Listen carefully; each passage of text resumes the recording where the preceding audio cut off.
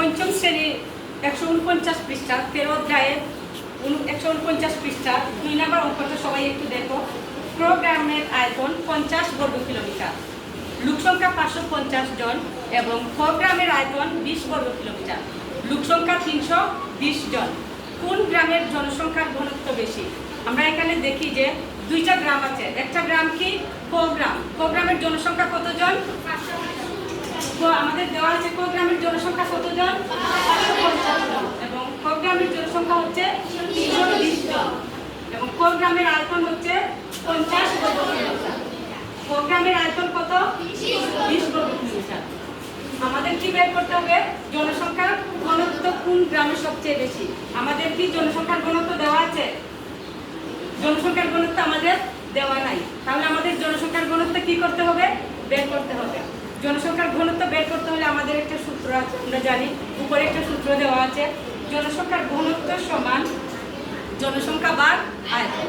তাহলে আমরা জনসংখ্যা ঘনত্ব বের করতে হলে আমাদের কি করতে হবে? মোট জনসংখ্যাকে আয়তন দ্বারা ভাগ করতে হবে। কি করতে হবে? মোট জনসংখ্যাকে আয়তন দ্বারা আমাদের ভাগ করতে হবে। তাহলে আমরা প্রথমে কি বের করব? যে প্রোগ্রামের জনসংখ্যা বের করব। প্রোগ্রামের জনসংখ্যা 550। তাহলে 550কে আমরা কত দ্বারা ভাগ করব? 50 দ্বারা ভাগ করব, মোট আয়তন দ্বারা ভাগ করব। তাহলে আমরা লিখি যে আমরা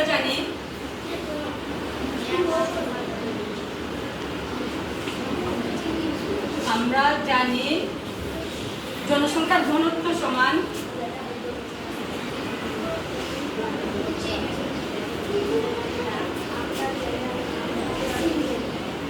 জনসংখ্যার ঘনত্ব সমান জনসংখ্যা ভাগ আয়তন।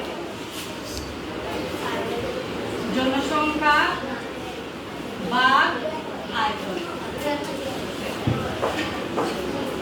জনসংখ্যা ভাগ আয়তন। তাহলে আমরা দেখি যে জনসংখ্যা প্রোগ্রামের জনসংখ্যার ঘনত্ব, অর্থাৎ প্রোগ্রামের জনসংখ্যার ঘনত্ব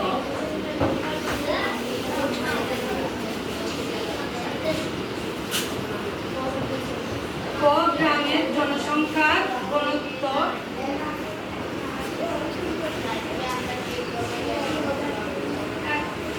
সমান প্রোগ্রামের জনসংখ্যা কত? 550 550 এবং প্রোগ্রামের আয়তন কত? 50।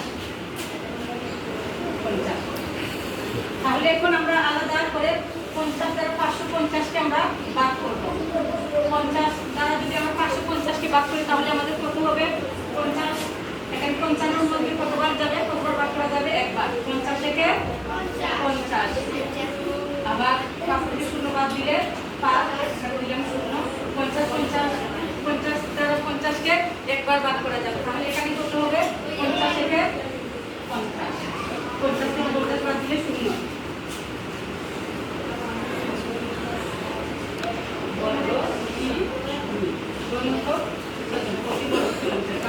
এখানে কত হবে? 11 জন। 11 জন। তাহলে আমরা এখানে কি লিখব? 11 জন। প্রতি বর্গ কিলোমিটারে প্রোগ্রামের লোক সংখ্যা কত জন? 11 জন। আবার আমরা দেখি প্রোগ্রামের জনসংখ্যা ঘনত্ব। প্রোগ্রামের আবার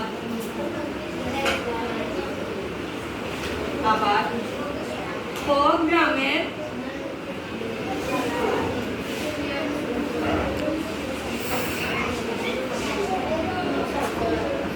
জনসংখ্যার ঘনত্ব, প্রোগ্রামের জনসংখ্যা কতজন? 320 জন। আয়তন কত বর্গ কিলোমিটার? 20 বর্গ কিলোমিটার। এখন 20কে যদি আমরা 320 দ্বারা বাদ দিই তাহলে আমরা ঠিক ঘনত্ব পেয়ে যাব। মানে মোট জনসংখ্যাকে মোট আয়তন দ্বারা কি করব? বাদ দেব। তাহলে 20 দ্বারা 32কে যদি আমরা প্রথমে বাদ দিব, 20 32 এর মধ্যে কতবার যাবে? একবার। 20 একে 20। এখন আমরা বিয়োগ করব। 2 থেকে 0 বাদ দিলে 2, 3 থেকে 2 বাদ দিলে কত? 1, 12। এখন 12 মধ্যে 20 দ্বারা 12কে বাদ করা যাবে না। 20 দ্বারা কি করা যাবে না? 12কে বাদ করা যাবে না। তাহলে আমরা কি নামাবো? আরেকটা 0 নামাবো। তাহলে 20 দ্বারা 120কে যদি বাদ দিই কত হবে? 20 20-এর মাঝে কতবার যাবে আমরা জানি 6 20-এ 120, 6 20-এ 120 থেকে 24 বাদ দিলে 0। তাহলে এখানে আমাদের কত হবে 16 জন। কত হবে 16 জন। এখানে আমরা কি লিখবো 16 জন। তাহলে আমরা এখানে কি দেখতে পেলাম যে কোন গ্রামের জনসংখ্যার ঘনত্ব বেশি। ক গ্রামের জনসংখ্যার ঘনত্ব প্রতি বর্গ কিলোমিটারে 11 জন এবং খ গ্রামের জনসংখ্যার ঘনত্ব প্রতি বর্গ কিলোমিটারে কত জন 16 জন। তাহলে কোন গ্রামের জনসংখ্যার ঘনত্ব বেশি খ গ্রামে। তাহলে আমরা এখানে কি লিখবো অতএব খ গ্রামের জনসংখ্যার ঘনত্ব বেশি। খ গ্রামের জনসংখ্যার ঘনত্ব বেশি।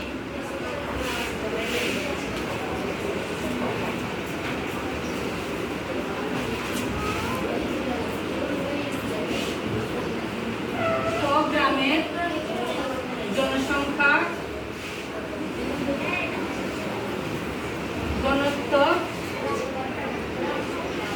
কতজন 11 জন। 11 জন। ক গ্রামের জনসংখ্যার ঘনত্ব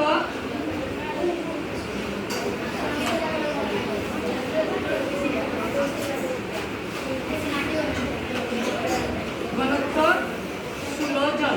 তাহলে আমরা দেখলাম যে ক গ্রামের জনসংখ্যার ঘনত্ব বেশি। তাহলে আমরা নিচে কি লিখবো ওটা ক গ্রামের জনসংখ্যার ঘনত্ব বেশি। ক গ্রামের